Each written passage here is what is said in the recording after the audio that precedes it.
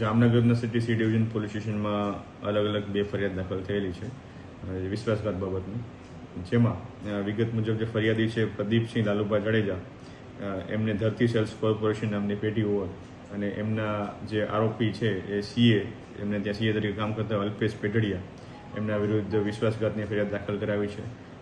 જે ફરિયાદ મુજબ આશરે 2 કરોડ ને 93 લાખ જેટલી રકમના બોગસ બિલિંગ અને જે વેરા શાક હોય છે એ વેરા શાક બાબતને વિશ્વાસઘાત કરવામાં આવેલો છે.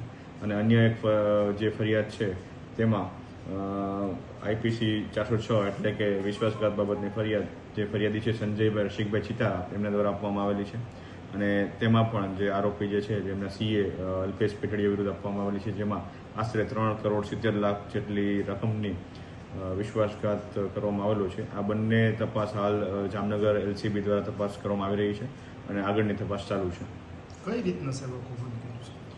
જે પ્રાથમિક વિગતમાં ફરિયાદમાં જણાવ્યા મુજબ જે વેચાણના બિલો હોય છે ગ્રાહકો સાથેના, એમાં સપ્લાયર કે ગ્રાહક વ્યક્તિ ઓળખતા ન હોય અને છતાં પણ એ બાબતના બિલો બનાવવામાં આવેલા છે. અમુકમાં B2Bની બદલે B2Cની બદલે B2Bના બિલ્સ બનાવવામાં આવેલા છે.